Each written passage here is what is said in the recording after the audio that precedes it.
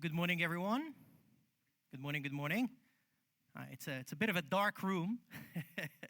I can't really see the back, but I can see most of you, even though it's a fairly small room. First things first, thank you so much for coming to this session. I really appreciate it. I know you had a lot of options, but for you to be here, I appreciate that. How is everyone doing this morning? I know this is the first session, so hopefully all of you had coffee or tea or whatever beverage you have in the morning. I had my coffee, so I'm good to go. So today we're going to be covering a very important topic. A very important topic and also a very relevant topic. It is more and more relevant, and I can tell you that in 2025, the adoption rate is quite incredible. What am I talking about? I'm talking about device as a service specifically. So allow me to introduce myself. My name is Tarek. I'm with Lenovo, and I've been with the company for over a decade. I've been in the industry for over 20 years. I've been covering specifically our device as a service offering for a little bit over a year. And the reason why we decided to focus tremendously on this is because we know that there is a demand. We started talking about device as a service, I would say probably 3 to 4 years ago. And at the time, customers and business partners were listening. They were listening, they were paying attention, but they were not necessarily adopting. And I think we had some early adopters early on, and we started to see more and more adoption. However, over the past 12 months, we're seeing an explosion in adoption. Now, if you ask me, where do we see an explosion of adoption? Obviously, in North America, it is really booming. And when I say North America, I don't necessarily say the US and Canada both combined. In which segment? In all segments. Small businesses, medium businesses, large enterprises, even in some public sector areas. Healthcare, education. Definitely a lot more in private education, clearly, as you can imagine, because we have less restrictions in terms of vehicles and rules and regulations. But we are seeing an explosion. And so if I ask you, have you already adopted this concept of as a service? No need for me to ask you to raise your hand. I think it's fair to say that everyone in this room has already adopted the as a service concept. I'm assuming that all of you are using some sort of a Office 365. Softwares are typically offered as a service, and sometimes it's just not optional. That's the only flavor available, right? So, it all started over a decade ago with Adobe, who started with this concept and started offering the subscription model. And then, sooner or later, companies started to follow. Why? Because it makes sense. Why? Because it's easier, it's more simple. The days are gone where companies would buy a Microsoft Office license for $600. So the concept is very similar when it comes to devices. It's quite the same. And I'm going to go over some of the slides, and you'll be able to see more, you'll be able to visualize it a little bit more. So here's the agenda. First things first, we're going to talk about, we're going to define device as a service. And I think it's very important to tell you what the definition is at Lenovo. And the truth is, if I ask 2, 3, 4, 5 different people, you might have a slightly different definition. And naturally, a lot of customers or people in general, when they hear about device as a service, they think of a complex device as a service. So the complexity is the last thing we want to do when it comes to this. Complexity is the last thing we want to accomplish. We want to make it as simple as possible, as predictable as possible. We want to make the process as smooth as possible with the help of our business partners, ITI. And I'm also going to tell you a little bit about the rise of device as a service, tell you what the trend looks like. And I think it's very relevant. We will also cover, with the help of my partner, Patrick from ITI, who's in the room, we're going to be covering the kind of services that we're talking about when it comes to device as a service, lifecycle services. And last but not least, we will be going over some of the financial benefits of such a model. Then we'll end it with the Q&As. Hopefully you'll have some questions at the end.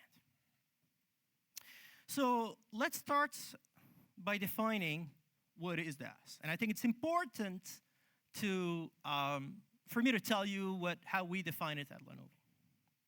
So we're going to start with one element.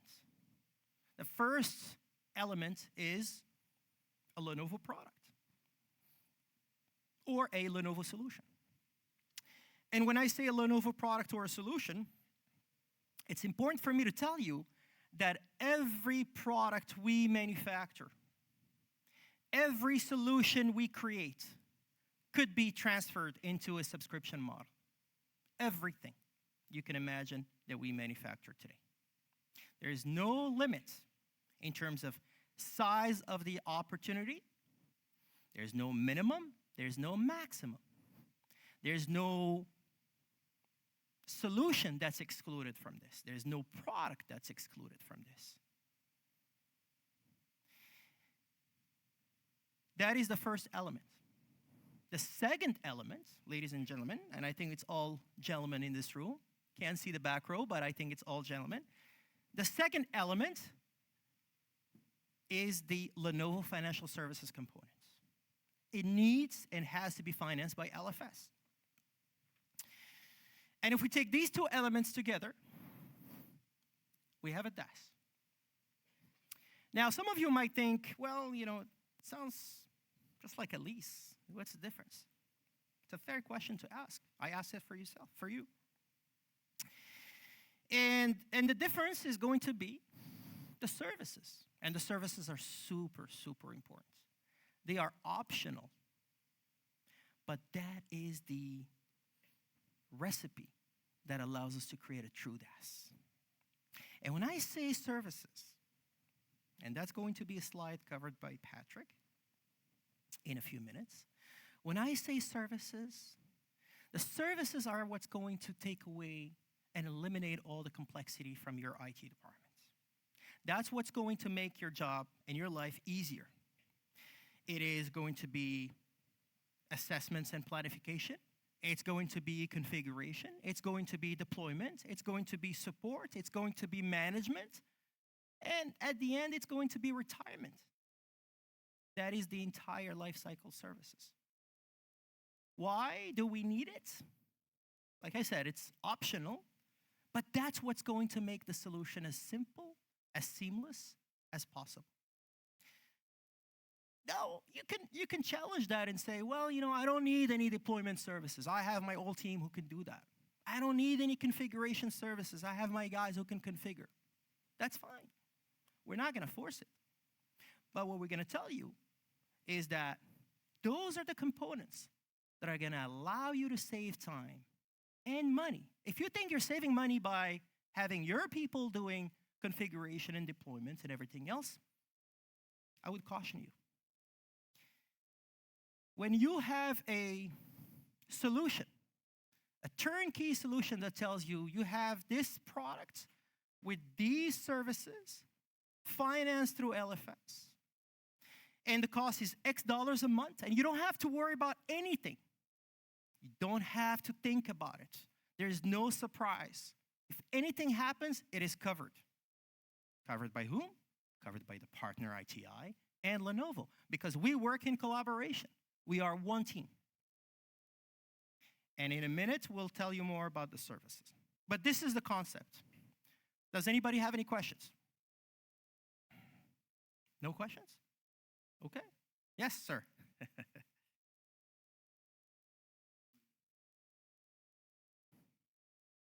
C'est exactement. Alors, très bonne question. So the question is it only Lenovo products? C'est une excellente question. So I'll give you the answer. So the answer is, the starting point is Lenovo products, but we can add non-Lenovo products into the solution, and that is an excellent question. Donc, effectivement, pour répondre à votre question, oui, on est capable d'introduire des produits non Lenovo. Je vous donne un exemple. S'il y a besoin d'un... je peux inventer n'importe quoi. Si la solution exige un produit qu'on ne fabrique pas, ou même un produit préféré par le client qu'on fabrique, on est capable de l'ajouter dans la solution. Okay? So that is the short answer. The answer is yes. We can also include non-Lenovo product. Why? It's part of the flexibility, the ease. We want you to receive one bill for the entire solution. And that's part of the flexibility that we're offering today. Now we're going to move to the next slide, unless you have questions, more questions. So I think it's important to look at the trend. And it's important to recognize that 2025 is a little bit different than the previous years. If you look at the trend, I think there's a bit of a delay. You'll see it in a second. I have it on my screen here. But I'll continue the conversation until it shows. When you are looking at 2025, you're probably thinking a little bit of changes from a macroeconomics perspective. You see a little bit of disruptions with the tariffs. You see a little bit of fear from companies. You see a little bit of budgetary freezes. You're being asked to do more with less. More projects, tighter deadlines. More things to acquire, less money. So I want to tell the team in the back that there's quite a bit of a delay. I think it was over a minute. So you've been asked to do more with less. And it's difficult. So some of you might have, I don't think there's a company out there that has an unlimited budget. I think it's fair to say that, right? If you have an unlimited budget, oh boy, that's incredible, But no one has unlimited budgets. So you may or may not have a budget to adopt the solution you need, to acquire the products you need. And if you don't have enough budgets, you start thinking about other options. Sometimes you have a limited budget, sometimes you have no budget. And it's more difficult for you to sell that to your CIO or CFO or CEO. So you need something, you can't really afford it, you start thinking of other options. How do I position this to the boss? The decision maker, the person who controls the finance, the person who controls the money. And as you can see here on the screen, there's a significant growth anticipated. We can see the historicals from 2019, and we can go all the way to the prediction in 2032. This was built by Fortune Business Insights, a reputable company. And as you can see, the growth is quite significant. Why? Because it makes sense. Is this something new? Absolutely not. I mentioned it earlier, right? Everyone is adopting some sort of an as-a-service with software, including services. You're doing that with services today also, right? There's also an IDC prediction here, and IDC is also a very well-known company. No, we're going backwards. There's also an important prediction here built by IDC.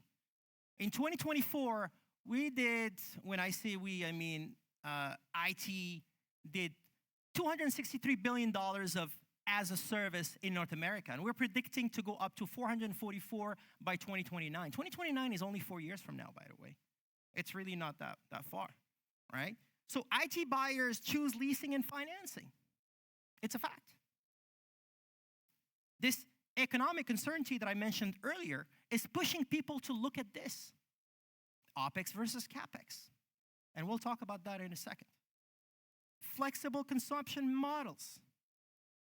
One thing that I didn't mention earlier is the ability to also to add products and services and software and solutions to the existing contract that you have.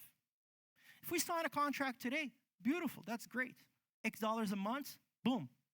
If tomorrow, next week, next month, next year, you want to add more stuff into the same contract, no problem. It is seamless. You continue to receive one bill. You won't be getting two bills. It's the same bill that you will be receiving at the same time. For example, if your bill comes in the 20th of every month, it will continue to show up the 20th of every month, regardless of when you acquire solutions of products. Any questions about that, by the way? One more thing that I need to mention. This is going back to the flexibility, and I think it's important for you to understand that you have options. When it comes to DaaS, we assume that you will be returning the products at the end of the contract. That's just a natural assumption. It's part of the device as a service DNA because you don't own the product. Who owns the product? It's Lenovo Financial Services who owns the product. That at the end of the contract, you return it and you get a new one, right? Now, some of you might say, well, you know, this product is pretty good. Lenovo makes some really good ThinkPads. They last forever. It's true that they last forever. The reality is, with all the restrictions of, they're not restrictions, but the requirements of softwares and applications, it's going up exponentially, you know, especially with the AI demand and requirements. You know, the laptop you buy today, I don't care how fast it is, in 3-4 years, it might not be doing what you need it to do. The requirements of AI are incredible. How many trillions of operations per second are needed? Today it's 10, tomorrow it's 40. The day after it might be 120. Next year it might be 500. Can't keep up, it's crazy. So that beautiful laptop that's still operating really well might not do the job 3 years from now. Think about that for a second. So going back to the flexibility that I was talking about a few minutes earlier. The assumption is for you to return the equipment at the end of the contract, right? But if you change your mind at the end of the contract, you say, you know what? I can keep these devices. They're not going to be, perhaps this group of people are not going to continue using it. Maybe I'm going to assign them to some low users who just need to use Excel spreadsheets and Outlook. And no problem. We're going to say, sure. You sign a contract to return them. You just change your mind. No problem. You want to keep them? You can keep them. Here's the fair market value of the products. As soon as you pay, they're yours to keep. You can say, I only want to return some of them, not all of them. No problem. You can also return some of them. At the end of the contract, you say, I'm not ready to return them. I'm not ready to replace them. I want to hold on to them a little bit longer. A couple of months, 4 months, whatever. We say, no problem. Continue to make the same payment. And when you're ready, we'll do the replacement. Replacement is very seamless, by the way. It will be done in collaboration with ITI. And when you choose the replacement machine and with the solution, the complete solution with the services and softwares that you may need to add, then you receive the new batch of products before you return the old ones. You want to make sure that the transition is seamless. Now, I spoke a little bit about some of the services that make sense and some of the things that need to be added to, again, take away all the complexity from your shoulders. Take away a maximum complexity and work from your IT department. And I'm going to invite my friend Patrick on stage from ITI, Vice President of ITI. I'll let him introduce himself and tell you more about some of these lifecycle services that will make a big difference in this solution. Bonjour. Hi. Can you hear me well? No, that's fine. Okay. The clicker's there. Wait, I'll leave it there. Oh, because it moves? Okay. Wait, exact. The lights are blinding. I don't know if there's anybody left in the room. You see what I mean when I said I can't see the people in the back? So my name is Patrick Richer. I'm the actually not the VP of ITI. I actually am, my role has changed recently. I'm the leader of end-user computing. And end-user computing is evolving slowly into what we call now more of a digital employee experience. And why is that? Right? Nowadays, And I'll kind of surf a little bit back on some of the trends that Tariq has mentioned. The DaaS adoption is evolving. Why is that? Why people our customers are looking for different options into supporting their employee experience? And there's a couple of things that comes up from the top of my mind. And COVID, I know COVID is getting old as a story, but COVID was kind of a wake-up call for a lot of organizations where, hold on, my employees cannot come in the office. How do I give them their device so that they can start working effectively, right? And as it keeps on evolving, then all of a sudden you hear about bring your own device structure. How much pressure does that give to the IT support team? And the evolving, like we had customers where they were, asking us to support them for the evergreening portion, right? I have employees, they're coming back and forth, they need to, get their devices back, so I clean them, put them back in inventory, and provide it back. And then you have the employee expectations, right? As an employee, I have the right to choose where I want to work. There's a couple of stats that are coming up that I've been investigating recently that speaks about the fact that an employee will choose, 80% of new employees starting a new job will choose to stay in this new job or not within the first 3 hours. That's a lot of pressure on the IT department, right? Another example that comes to my mind that kind of exposes the complexity of how it is today and nowadays to support your employee experience is the end of life of Windows 10. I won't debate whether Microsoft, right? I know the Microsoft employee, whether they're extending it, they should keep it, they can keep it, they cannot keep it. The point is, it's coming end of life. You need to move on to another thing. And as we speak with customers, from an ITI perspective, as we speak with customers and say, why are you lagging? You can Google it, right? There's a stats that I think it's a Journal La Presse that released recently an article that said, the adoption of Windows 11 around the world has been deployed for, a decent percentage. In Canada, we're still lagging. Public sector is lagging even more. And why is that? Because they don't believe Windows 11 is that great? No, it's because they don't know where to begin. They don't know where to start.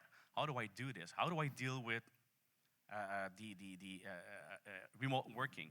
If I take the opportunity during COVID to mature my monitoring structure, if I embraced Intune to support people that are not coming in the office, or am I still using old version of System Center as one example, right? So how do I do this? How do I cope with bring your own device?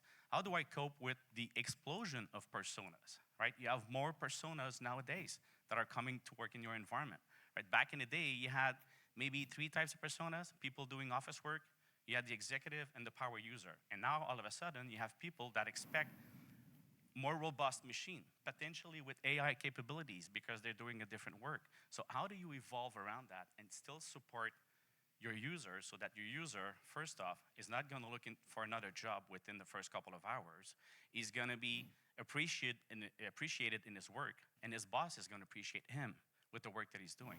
And if we can just click, just bring the whole thing, yeah.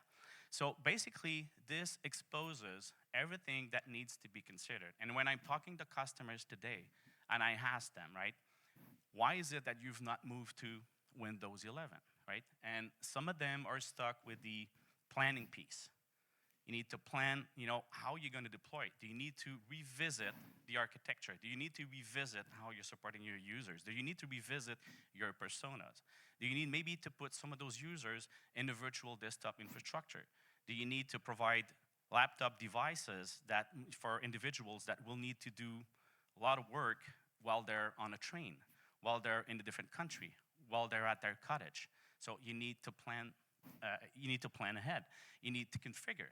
Can you receive some of the equipment preloaded with autopilot so that you can take charge of the device leveraging Intune without necessarily having to touch the device? You can ship it directly to your employee, whether it's a consultant, whether it's whatever the case is, right? You need to think about deploying. As far as deploying, some of the customers that we're talking to need staff aug. They need extra arms because they're low on staff. They don't have the budget, right? As Tariq was saying earlier, do more with less. Well, that's the situation, right? And when I talk to customers, every single one of them, this is a journey, right? You have your employee in the middle, and the employee needs to work. they need to be appreciated, they need to be efficient. And every customer that I talk to, that I engage with, are not necessarily requiring the entire scope. Support, manage, retire, manage can be managed services through Lenovo, collaboration with ITI, obviously, because we are, as Tarek said, we're a strong partner on the delivery piece of the DaaS of Lenovo. But each of our customer, I just realized that I'm talking away from the microphone quite often, right? Oh, that's not good. So every customer sits in a different piece in the journey. So some customers will need more help around the planning piece. Some will need more help around the deploying piece. You know, whatever the case is, this is what the DaaS services offering gives you. This is where we can help. This is where we help our customer navigate through the complexity of providing a proper, efficient digital employee experience. And this is where, depending on what you need, what is it that you're dealing with, as far as, again, you know, the Windows 10 end of life was a great example for me, because, as I said, I have customers that are still debating whether to move 2,000 employees, 2,000 devices to Windows 11 or not. Will it support Windows 11? Do I need to revisit the personas? Do I really need 2,000 of them on Windows? Do I need maybe some of them on the thin client? Or do I need some of them maybe on the Linux operating system? Do I need to, whatever, leverage technology like iGel? iGel has a kiosk over here. If you want to go and visit them, iGel happens to be a partner, of course, with Tarek. And as Tarek was saying, a different technology within the DaaS offering, iGel would fit into that. So in a nutshell, and thank you for giving me the mic for that quick timing, I kind of wanted to share some of the discussion I've had with customers recently over that complexity. And I think we're kind of, you know, in the data center, the modernization of the data center with the hybrid environment, with the cloud and everything, you know, that's still happening. It was kind of a revolution. I think we're at the stage where the digital employee experience is at the same stage as well. Because when you start injecting some of artificial intelligence in that, that increases the complexity. And again, do it more with less requires help. And this is what we're here for. And as far as being part of the DaaS offering, DaaS obviously becomes an option if you're missing on some of the expertise at one of these stages, you don't have enough resources, you don't have enough time, you don't have enough budget. Just providing a monthly fee per devices in a as-a-service model might be a good option, right? Or, to Tarek's point, maybe it's just one component that you require. Whatever the case is, we're here to help with the help of Lenovo as well. Any questions? En français, en anglais, je peux mimer aussi, si ça, ça va? Anything else you want to add? No, I think this is great. You summarized it really, really well. And you know, one concept just came to my mind, and something we don't talk enough about is employee experience. I think employee experience is very important to a lot of people, and I think today we're going to be talking about some of that today in the conference later on. Yeah, actually, I have a panel with customers, a CIO from BA&Q. He worked at Collège Antique for more than 12 years. And one of the experience that he shared with us was, and again, I know I'm fed up with COVID stories as well, but you know, it's a great example, right? So during COVID, they needed to provide courses of AutoCAD to students that cannot afford devices that can, you know, where you can install AutoCAD because it's a bulky, heavy software component. So as you're doing so, and students are not coming to school anymore, how do you do that? Well, they kind of pivoted, and you know, they had some expertise on Citrix, so they pivoted and provided an experience with leveraging VDI to give these courses to those students. And a lot of complexity came with that, right? Some other colleges tried to do the same thing, but they didn't have the Citrix expertise, so that became an issue. Now you're a teacher, all of a sudden you need to provide a course with a technology that you're familiar with. It's not just the technology, it's not just the device. You need to support them, you need to help them, you need to train them, you need to make sure that whoever's supporting this experience has the expertise to do so. Collège Antique had great depth and expertise around Citrix, the other ones didn't. So what is the options for the other colleges? Well, we help some of them to go towards AVD on Azure, which is less intense, and it provided the experience that the student needed to have. So I think today, that's what the employee user experience has become. How do we navigate through that? Again, there's many different options, and we're here to help. And I'm going to be with him, sharing some of those stories, funny ones, the good, the bad, and the ugly about, you know, the best way to do it, the not so good way to do it, the impact on the staff and everything. So that's what we'll be talking about at 12. Thank you. Thank you so much for sharing this beautiful story. Thank you. So I will be ending with this final slide. And I think this is a pretty interesting slide because it kind of gives you some obvious reasons. Now, anybody in finance in this room, please raise your hand if you're in finance, whether you're a controller, an accountant, the owner of the company maybe, or a CFO. Please raise your hand. Is it all IT people? Okay, so we have one person. That's great. That's excellent. So you I'm sure, I have no doubt that you understand the concept of OpEx versus CapEx, and I think the deduction could be significant for a lot of companies. Now, you may or may not work for a company that needs a maximum deduction for 2025, 2026. And if that's the case, you will be saving quite a few bucks. The truth is, those are significant benefits. And if you can deduct some of that money, that would be phenomenal. I mentioned earlier fixed monthly cost. No surprises. Unexpected costs are gone. You don't have to worry about this machine needs to be fixed, this machine needs to be replaced, this machine needs to be serviced. None of that stuff. This machine needs to be deployed, this machine needs to be configured. None of that stuff. Zero surprises. Also, you are definitely reducing your financial risk.